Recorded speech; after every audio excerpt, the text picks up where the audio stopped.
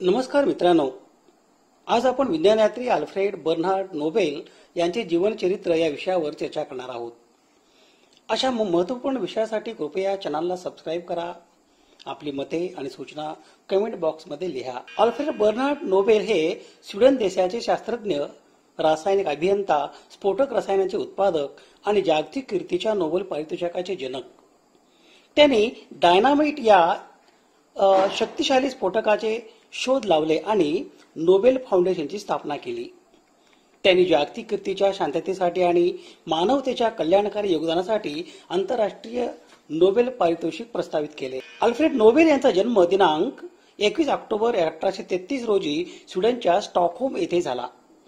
Alfred Nobel यांचे वडील निष्णात अभियंता होते।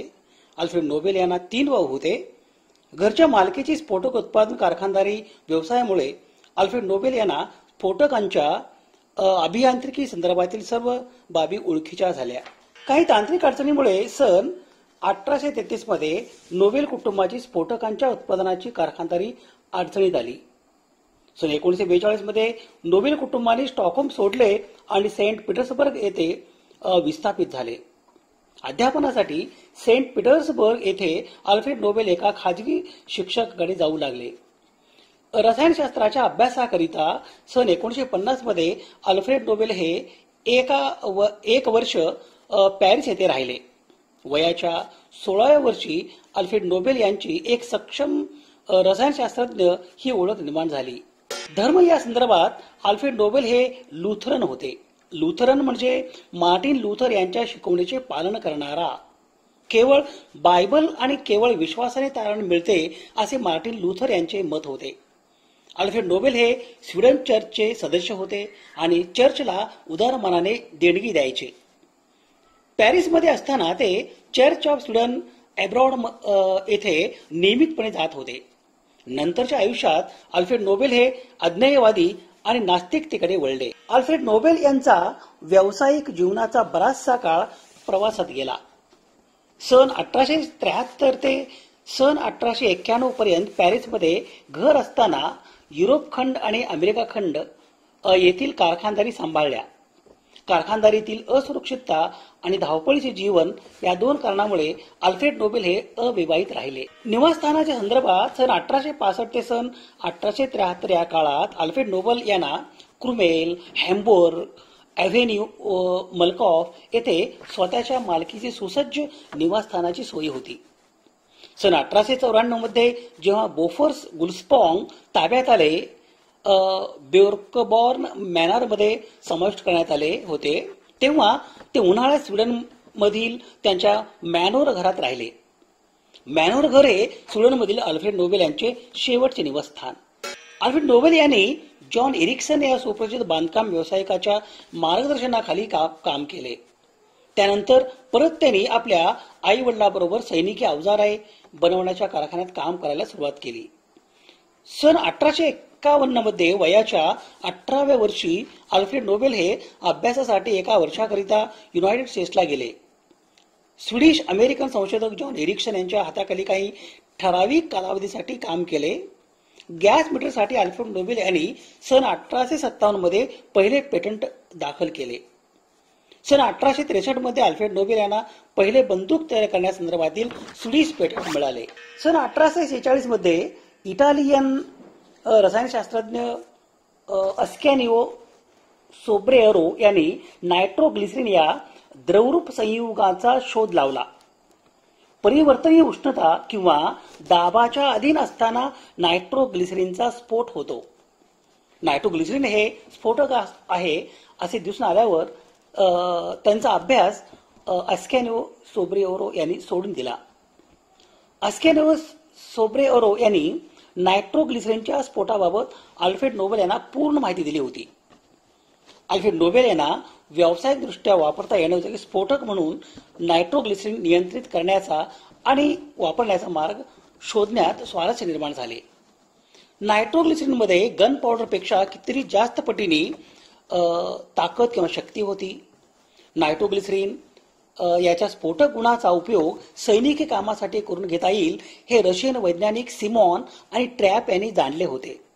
आणि अर्थात त्यांनी सुचवल्यावरून इमॅन्युअल नोबेल आणि अल्फ्रेड नोबेल या पितापुत्रांनी नायट्रोग्लिसरीनचे उत्पादन सुरू केले. 19व्या शतकाच्या उत्तरार्धापर्यंत आजपर्यंत युद्धातील दारुगोळ्यांमध्ये तसेच खाणकामासारख्या विधायक कार्यासाठी इतर कोणत्याही स्फोटकापेक्षा नायट्रोग्लिसरीन हे संयुग जास्त प्रमाणात वापरले गेले आहे. इमॅन्युअल नोबेल आणि अल्फ्रेड नोबेल या पितापुत्रांनीच स्फोटकांचे विज्ञान आणि तंत्र याचा पाया घातला. दिनांक 3 सप्टेंबर 1864 रोजी स्वीडनमधील स्टॉकहोम हेलेनबर्ग येथील कारखान्यात नायट्रोग्लिसरीन तयार करण्यासाठी वापरल्या जाणाऱ्या शेडचा स्फोट झाला आणि नोबेल यांचा धाकटा भाऊ एमिल नोबेल याच्यासह 5 व्यक्तींचे निधन झाले. त्यानंतर अल्फ्रेड नोबेल यांचे स्फोटके तयार करण्याचा परवाना रद्द करण्यात आला.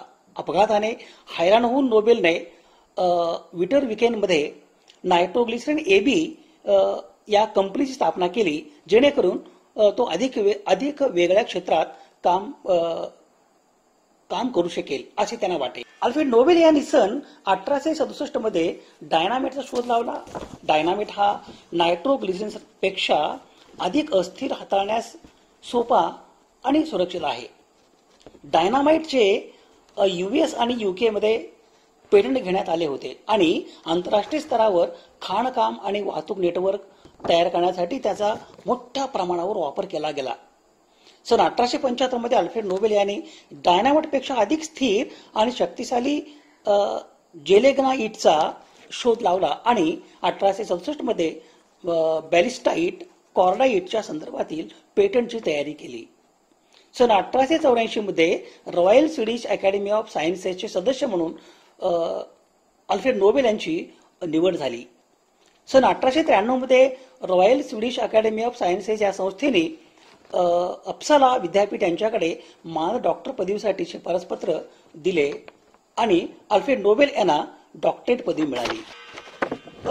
लुडविग नोबेल आणि रॉबर्ट नोबेल अर्थात दोघेही अल्फ्रेड नोबेल यांचे बंधू यांनी तेल कंपनी म्हणजे ब्राउनोबेल स्थापना केली.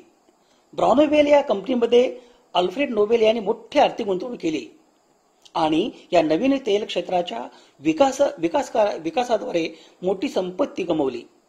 तेल कंपनी अर्थात ब्रॅनोबेल कंपनीचे नाव मुख्यतः बाकू, अझरबैजान, चेलखेन, तुर्कमेनिस्तान येथे देखील कार्यरत होते. अल्फ्रेड नोबेल यांच्या आयुष्यात आंतरराष्ट्रीय स्तरावर 355 पेटंट जारी करण्यात आले होते आणि मृत्यूपर्यंत त्यांच्या व्यवसायाने 90 पेक्षा जास्त शस्त्रास्त्र कारखाने स्थापन केले होते. त्याचे स्पष्टपणे शांततावादी चारित्र्य असूनही अल्फ्रेड नोबेल हे लहानपणापासूनच अतिशय हुशार चिकित्सक होते आणि त्यांना स्फोटकाबद्दल खूपच आकर्षण होते आणि अभियांत्रिकीचे ज्ञान त्यांनी आपल्या वडिलांकडून मिळवले होते. नोबेल पारितोषिकाच्या उत्पत्तीबद्दल एक सुप्रसिद्ध कथा आहे. काही इतिहासकार नोबेल पारितोषिकाच्या उत्पत्ती संदर्भातील कथेची पडताळणी करू शकले नाहीत आणि काहींनी ही कथा रचलेली कथा आहे समजून नाकारतात सुद्धा. सन 1888 मध्ये अल्फ्रेड नोबेल यांचे भाऊ लुडविग नोबेल यांचे निधन झाले. एका स्थानिक वृत्तपत्रामध्ये नजर चुकीने लुडविग नोबेल यांच्या मृत्यूची बातमी अल्फ्रेड नोबेल यांची मृत्यू या शीर्षकांतर्गत प्रकाशित झाले. नायट्रोग्लिसरीन आणि डायनामाइट या स्फोटकांचा मुख्यतः नागरी अनुप्रयोगासाठी वापरले गेले तरी सुद्धा एका फ्रेंच वृत्तपत्राने लष्करी स्फोटकांचा शोध लावल्याबद्दल अल्फ्रेड नोबेल यांची निंदा केली होती. कथेच्या अनेक आवृत्त्यांमध्ये नायट्रोग्लिसरीन आणि डायनामाइट यांचा उल्लेख केला गेला. या वृत्तपत्रातील लुडविग नोबेल यांच्या मृत्यूची बातमी अल्फ्रेड नोबेल यांची मृत्यू असे समजून the merchant of death is dead म्हणजे मृत्यूचा व्यापारी मेला आहे या शीर्षकांतर्गत लेख प्रकाशित केले गेले. या वृत्तपत्राचा संपादक आणि पुढे म्हणतो, डॉक्टर नोबेल जो अधिक लोकांना मारण्याचे मार्ग शोधून श्रीमंत झाला तो काल मरण पावला. अल्फ्रेड नोबेल यांनी या दोन्ही वृत्तपत्रांमधील बातम्यांचे वाचन केले. आपल्या मृत्यूनंतर जग आपल्याला मृत्यूचा व्यापारी आणि जनतेला मारण्याच्या खाईत घालणारा स्फोटकांचा उत्पादक असा उल्लेख करणारा या कल्पनेने अल्फ्रेड नोबेल घाबरले आणि याच कालावधीत ले डाऊन युअर आर्म्स या 19व्या शतकातील प्रभावशाली पुस्तकाचे नोबेल यांच्या निदर्शनास आले. अल्फ्रेड नोबेल यांनी या पुस्तकाचे वाचन केले आणि अल्फ्रेड नोबेल यांनी या पुस्तकाच्या लेखिका बर्था फॉन सटनर यांच्यासोबत पत्रव्यवहार केला आणि सल्ला देण्याची विनंती केली. या पुस्तकातील युद्धविरोधी विचार आणि बर्था फॉन सटनर यांनी दिलेला शांतता संदर्भातील सल्ला यांचा अल्फ्रेड नोबेल यांच्यावर लक्षणीय प्रभाव पडला. अल्फ्रेड नोबेल यांनी पत्राद्वारे आपल्या मरणानंतर सामाजिक शांतता या संदर्भात अल्फ्रेड नोबेल यांचे नाव व्हावे अशी इच्छा व्यक्त केली. अल्फ्रेड नोबेल यांना मरणोत्तर संपत्तीचा मोठा हिस्सा दान करण्याचा सल्ला दिला गेला. मरणोत्तर संपत्तीचा मोठा हिस्सा दान करणे आणि एक बळकट वारसा प्रस्तावित करण्याची इच्छा ही कल्पना अल्फ्रेड नोबेल यांना फारच आवडली. मानवतावाद आणि विश्वशांती यासाठीच आपली संपत्ती या विचाराने अल्फ्रेड नोबेल भारावून गेले. दिनांक 27 नोव्हेंबर 1895 रोजी स्वीडिश नॉर्वेजियन क्लब पॅरिस येथे अल्फ्रेड नोबेल यांनी मृत्यूपत्र यावर स्वाक्षरी केली आणि नोबेल पारितोषिकासाठी नोबेल फाउंडेशन याची स्थापना करण्यात आली. आपल्या कमावलेल्या संपत्तीचा मोठा हिस्सा त्यांनी या नोबेल फाउंडेशनला देऊ केले. संपत्तीच्या हिश्श्यातून दरवर्षी मानवाचे कल्याणासाठी वैज्ञानिक संशोधन करणाऱ्या मूलभूत संशोधकांना आणि शांततेसाठी प्रयत्नशील व्यक्तींना नोबेल पारितोषिक देण्याची तरतूद केली. वैज्ञानिक संशोधन आणि सामाजिक शांतता या संदर्भात नोबेल पारितोषिक हे सर्वोच्च मानले जाते. भौतिकशास्त्र, रसायनशास्त्र, शरीरक्रियाशास्त्र किंवा औषधशास्त्र, वैद्यकशास्त्र, साहित्य, शांतता आणि अर्थशास्त्र या विषयासाठी दरवर्षी नोबेल पुरस्कारांची घोषणा केली जाते. नोबेल शांतता पुरस्काराची स्थापना मुख्यतः बर्था फॉन सटनर यांच्याकडून झाली असे मानले जाते. सन्मानपत्र सुवर्ण पदक 175 ग्रॅमचा, सुवर्ण पदकाचे मूल्य त्यावेळेला 50 लाखापर्यंत जात असे.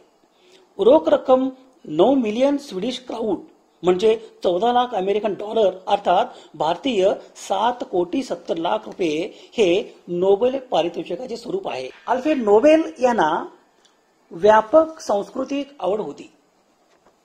त्यांच्या तरुणपणीच त्यांनी साहित्यिक आवडी विकसित केल्या होत्या आणि त्या आयुष्यभर त्यांनी ते टिकून ठेवल्या होत्या. त्यांच्या ग्रंथालयात विविध भाषांमधील साहित्याचा समृद्ध आणि विस्तृत संग्रह होता. त्यांच्या आयुष्याच्या शेवटच्या काळात त्यांनी लेखक म्हणून हात आजमावला आणि काल्पनिक कथा लिहिण्यास सुरुवात केली. नोबेल यांनी त्यांच्या मृत्यूपत्रात उल्लेख केलेले साहित्य हा 4था पुरस्कार क्षेत्र होता. भौतिकशास्त्र आणि रसायनशास्त्र पुरस्कारावर निर्णय घेण्यासाठी अल्फ्रेड नोबेल यांनी ज्या संस्थांची नावे दिली होती त्यांच्याकडून हात लावण्यास जागा होती, कारण अल्फ्रेड नोबेल यांनी मृत्यूपत्र करण्यापूर्वी त्यांचा सल्ला घेतला नव्हता.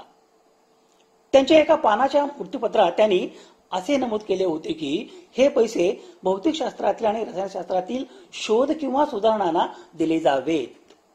त्यांनी तांत्रिक पुरस्कारासाठी दरवाजे उघडे ठेवले होते, परंतु विज्ञान आणि तंत्रज्ञानातील फरक कसा हाताळायचा याबद्दल सूचना सोडल्या नव्हत्या. त्यांनी निवडलेल्या निर्णय संस्थांना पूर्वीच्या पुरस्कारांची जास्त काळजी असल्याने अभियंते, तंत्रज्ञ आणि इतर शोधकापेक्षा शास्त्रज्ञांना बक्षिसे मिळत होती. सन 1968 पासून स्वीडनची मध्यवर्ती बँक सेव्हेरिस रिक्सबँक यांनी नोबेल पुरस्काराचे संस्थापक अल्फ्रेड नोबेल यांच्या स्मरणार्थ अर्थशास्त्रातील पुरस्कार स्थापित केला.